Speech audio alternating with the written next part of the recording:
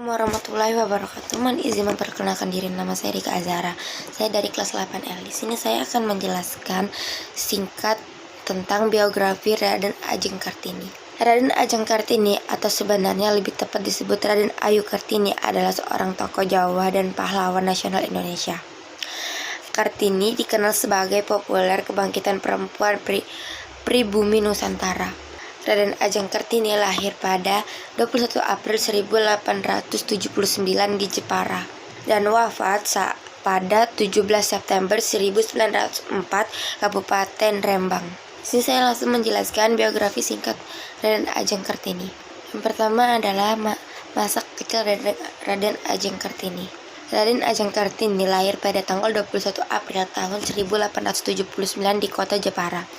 Nama lengkap Kartini adalah Raden Ajeng Kartini Dijojo Adiningrat. Mengenai sejarah Raden Ajeng Kartini dan kisah hidup Kartini, ia lahir di tengah-tengah keluarga bangsawan. Oleh sebab itu, ia memperoleh gelar RA atau Raden Ajeng di depan namanya. Gelar itu sendiri dipergunakan oleh Kartini sebelum ia menikah. Jika sudah menikah, maka gelar bangsawan yang dipergunakan adalah RA atau Raden Ayu menurut tradisi Jawa. Ayahnya bernama R.M. Sostroningrat, putra dari Pangeran Arya Djodronegoro, seorang bangsawan yang menjabat sebagai Bupati Jepara. Beliau ini merupakan kakek dari Raden Ajeng Kartini. Ayah Raden Ajeng Kartini merupakan orang terpandang sebab posisinya kala itu sebagai Bupati Jepara. Ibu Kartini yang bernama Angasira, beliau ini merupakan anak seorang kiai atau guru agama di Teluk Kawur, kota Jepara. Menurut sejarah, Kartini merupakan keturunan dari Sri Sultan Hamengkubuwono. Bahkan ada yang mengatakan bahwa garis keturunan ayahnya berasal dari kerajaan Majapahit. Angasira sendiri bukan keturunan bangsawan, melainkan hanya rakyat biasa saja. Oleh karena itu, peraturan kolonial Belanda ketika itu mengharuskan seorang bupati harus menikah dengan bangsawan juga. Hingga akhirnya ayah Kartini kemudian mempersunting seorang wanita bernama Raden Ajeng Yorjan yang merupakan seorang bangsawan keturunan langsung dari Raja Madura ketika itu. Dalam biografi R.A. Kartini diketahui ia memiliki saudara berjumlah 10 orang yang terdiri dari saudara kandung dan saudara tiri. Beliau sendiri merupakan anak kelima, namun ia merupakan anak perempuan tertua dari 11 bersaudara. Sebagai seorang bangsawan, ia juga berhak memperoleh pendidikan. 2. Pendidikan Raden Ajeng Kartini. Mengenai riwayat pendidikan Raden Ajeng Kartini, ayahnya menyekolahkan anaknya di ELS, Europese Lager School. Disinilah ia kemudian belajar bahasa Belanda dan bersekolah di sana hingga ia berusia 12 tahun. Sebab ketika itu menurut kebiasaan ketika itu anak perempuan harus tinggal di rumah untuk dipingit. 3. Pemikiran Raden Ajeng Kartini tentang emansipasi wanita. Meskipun berada di rumah, ia aktif dalam melakukan korespondensi atau surat menyurat dengan teman yang berada di Belanda, sebab beliau juga fasih dalam berbahasa Belanda. Dari sinilah kemudian ia mulai tertarik dengan pola pikir perempuan Eropa yang ia baca dari surat kabar, majalah, serta buku-buku yang ia baca. Hingga kemudian ia mulai berpikir untuk berusaha memajukan perempuan pribumi. Dalam bentuk pikirannya, kedudukan wanita pribumi masih tertinggal jauh atau memiliki status sosial yang cukup rendah kala itu. Raden Ajeng Kartini banyak membaca surat kabar atau majalah-majalah kebudayaan Eropa yang menjadi langganannya yang berbahasa Belanda. Di usia yang ke-20, ia bahkan banyak membaca buku-buku karya Louis Couperus yang berjudul Die Stijlkaart, karya Van Eden Augustus de Witt. 4. Agama harus menjaga kita daripada berbuat dosa. Tetapi berapa banyak dosa diperbuat orang atas nama agama itu. Raden Ajeng Kartini. Ia juga membaca berbagai roma-roma beraliran feminis yang kesemuanya berbahasa Belanda. Selain itu, ia juga membaca buku karya Multatuli yang berjudul Max Havelaar dan Surat-surat Cinta. Ketertarikannya dalam membaca kemudian membuat beliau memiliki pengetahuan yang cukup luas soal ilmu pengetahuan dan kebudayaan.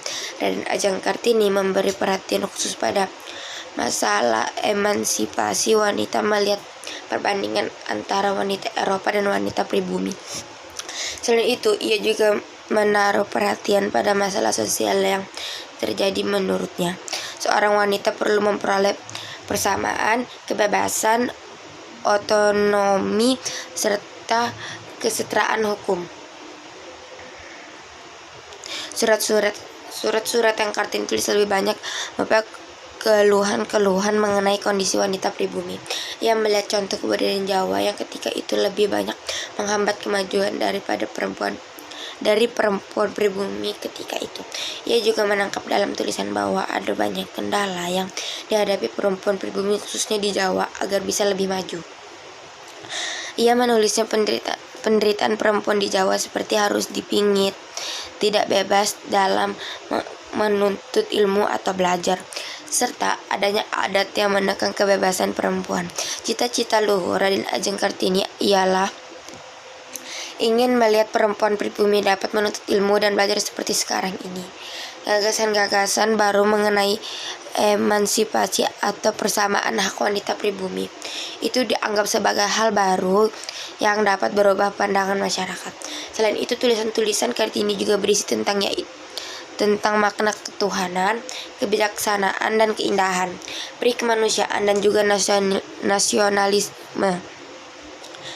Inilah yang menjadi keistimewaan Raden Ajeng Kartini. Kartini juga menyinggung tentang agama. Misalnya, ia mempertanyakan mengapa laki-laki dapat berpoligami dan mengapa kitab suci itu harus dibaca dan dihafal tanpa perlu kewajiban untuk memahaminya. Tema wanita Belandanya Rosa Abendanon dan Stella Zehandelar juga mendukung pemikiran-pemikiran yang diungkapkan oleh Raden Ajeng Kartini. Sejarah mengatakan bahwa Kartini diizinkan oleh ayahnya untuk menjadi seorang guru sesuai dengan cita-citanya. Namun ia dilarang untuk melanjutkan studi untuk belajar di Batavia ataupun negara Belanda. Hingga akhirnya ia tidak dapat melanjutkan cita-citanya, baik belajar menjadi guru di Batavia ataupun juga kuliah di negara Belanda, meskipun ketika itu ia menerima beasiswa untuk belajar ke sana. Pada tahun 1903, pada saat Kartini berusia sekitar 24 tahun, ia dinikahkan dengan Adipati Aryo Singgidejo Adiningrat yang merupakan seorang bangsawan dan bupati di Rembang yang telah memiliki 3 orang istri. Meskipun begitu, suami Raden Ajeng Kartini yakni Adipati Aryo Singgidejo Adiningrat memahami apa yang menjadi keinginan istrinya itu, sehingga ia kemudian diberi kebebasan untuk mendirikan sekolah wanita pertama. Sekolah itu berdiri di sebelah kantor pemerintahan Kabupaten Rembang yang kemudian sekarang dikenal sebagai Gedung Pramuka. Selanjutnya, pernikahan Raden Ajeng Kartini hingga wafatnya. Dalam biografi Raden Ajeng Kartini diketahui dari pernikahannya dengan Adipati Aryo Singgidejo Adiningrat, Raden Ajeng Kartini kemudian melahirkan anak bernama Syosalit Diningrat yang lahir pada 13 September 1904. Namun miris, beberapa hari kemudian setelah melahirkan anaknya yang pertama, Raden Ajeng Kartini kemudian wafat pada tanggal 17 September 1904. Di usia yang masih sangat muda itu, yaitu 24 tahun, beliau kemudian dikebumikan di Desa Bulu, Kabupaten Rembang. Berkat perjuangan kemudian pada tahun 1912 berdirilah sekolah wanita oleh Yayasan Kartini di Semarang, kemudian meluas ke Surabaya, Yogyakarta, Malang, Madiun, Cirebon, serta daerah lainnya. Sekolah tersebut kemudian diberi nama Sekolah Kartini untuk menghormati jasa-jasanya. Yayasan tersebut memiliki keluarga Van Deventer, orang tokoh politik etis di era kolonial Belanda. Selanjutnya terbitlah buku Habis Gelap Terbitlah Terang. Sepeninggal Raden Ajeng Kartini, kemudian seorang pria Belanda bernama J.H. Abendanon yang ketika itu menjabat sebagai Menteri Kebudayaan, Agama, dan Kerajinan Hindia Belanda. Ia mengumpulkan surat-surat yang pernah ditulis oleh Raden Ajeng Kartini ketika ia aktif melakukan korespondensi dengan teman-temannya yang berada di Eropa ketika itu. Dari situ kemudian susunlah buku yang awalnya berjudul Der Duisternis tot Licht, yang kemudian diterjemahkan dengan judul Dari Kegelapan Menuju Cahaya, yang terbit pada tahun 1911. Buku tersebut dicetak sebanyak 5 kali, dan pada cetakan kelima terdapat surat-surat yang ditulis oleh Kartini.